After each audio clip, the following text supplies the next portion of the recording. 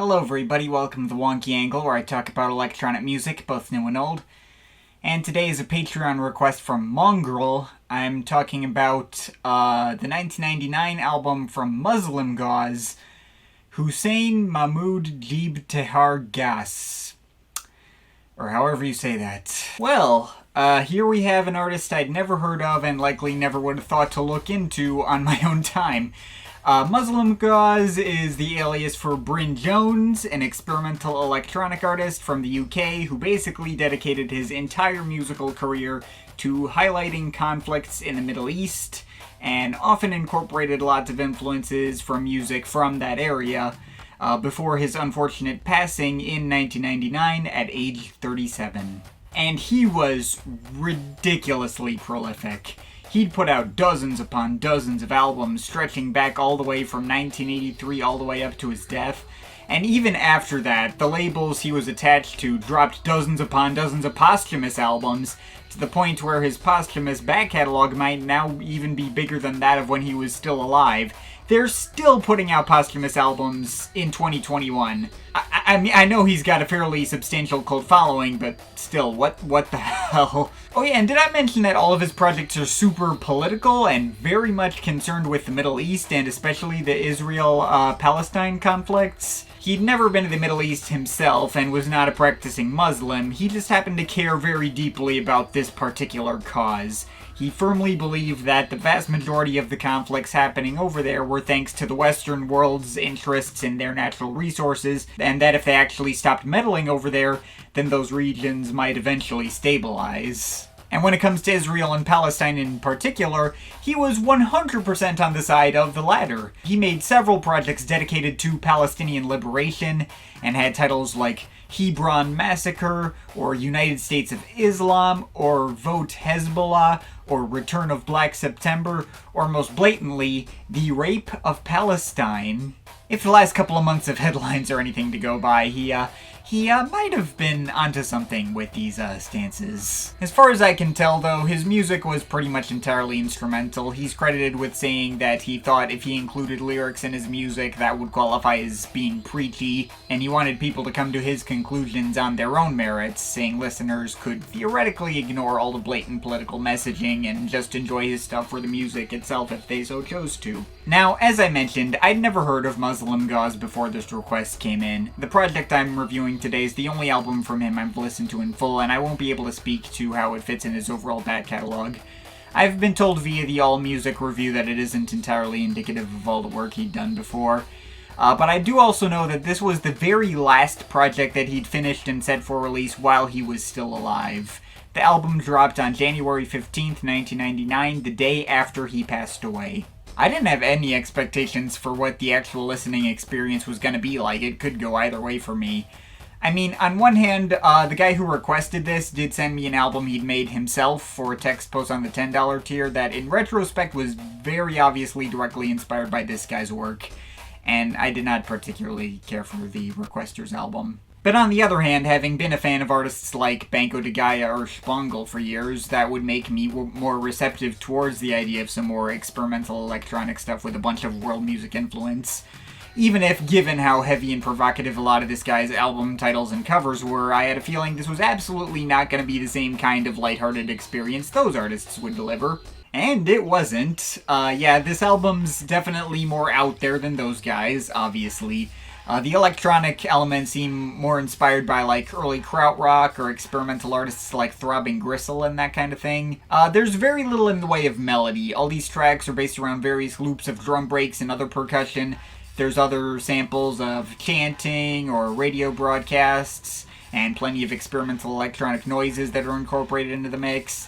Though it's certainly not so abrasive to the point of being an active turnoff, and it is all generally pretty well produced for what it is, too. Like, sure, it's experimental, but it's not really the most out there or inaccessible stuff I've ever heard, either.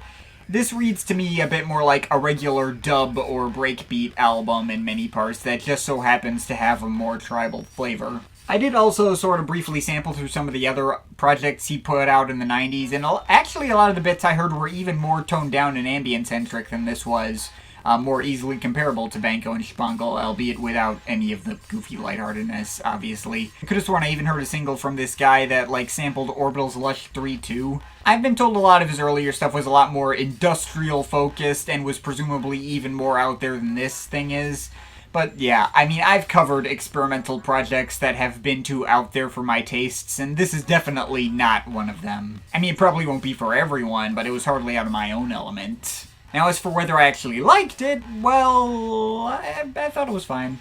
It is actually pretty danceable. All these tracks have pretty solid grooves behind them, but you better love whatever grooves he provides with these tracks, since they don't really have much to offer outside of that. These tracks can run on 5, 6, 7, 9 minutes, and for the most part they're basically just the same loops on repeat through their entire running time with little to no progression over time. Additionally, while I did mention that this was the last project that he'd finished and set for release before his death, it does not sound to me like he went into this already knowing he was about to die or made this as some kind of big climactic goodbye. I think his death was like really sudden and out of nowhere, and he had been working on this album just like he would have on any other album. This being his final statement of sorts feels more like a coincidence than anything, and like he probably would have just carried on like normal had he survived.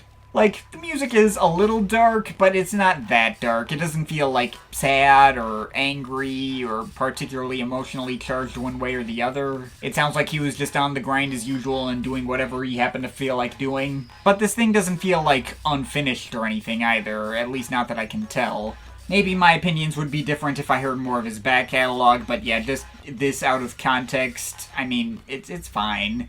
Didn't really elicit that strong a reaction out of me. I did tend to be more of a fan of the tracks on here that had a stronger beat behind them, like the opener Bilechik Mule with its crashing breaks, pitched up singing loops wailing in the background, or the grittier and more fast-paced grooves of Sarin Odour mixed with some occasional harmonicas for more of a dubby flavor, or the slower but particularly hard-hitting break on Mahmood 12, which sounded especially 90s or even a tad hip-hop influenced, but still came out pretty fun. I think the closer was my favorite track on this thing. There are, of course, plenty of more experimental cuts. One of the weirdest ones was Nazareth Arab, which combined this fast-paced loop of ethnic percussion with these abrasive licks of wavering amelodic acid synths. I went back and forth between whether that one sounded interesting or just kind of annoying.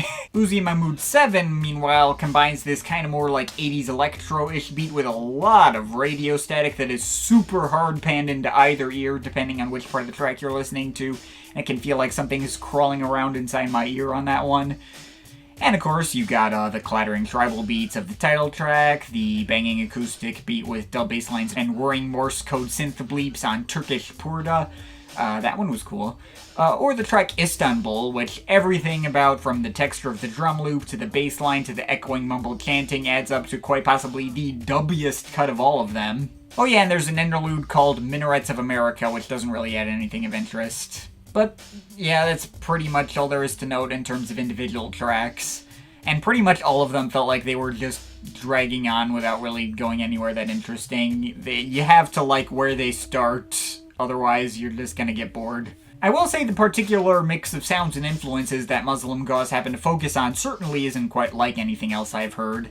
It does have its own identity in the greater scheme of electronic music, and it did have quite a few moments that banged, but for the most part I just felt like this was an album that existed, and it didn't really have me excited to come back to it more.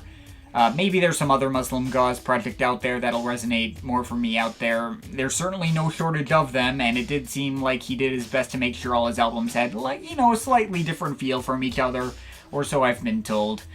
Feel free to tell me more about what I've been missing in the comments. But this project, it's cool, I guess, and there's not much else I have to say about it. I'm overall feeling like a 6.5 out of 10 on it. But of course, this is just my opinion. You can feel free to disagree with it, but I'd like to hear your thoughts, so leave the comments in the comment thing down there. Shout out to my Patreon supporters. They're awesome people. You want to add yourself to that list or make me review something, link to my Patreon is in the description. But yeah, that's pretty much it. That's all for today. See you next time.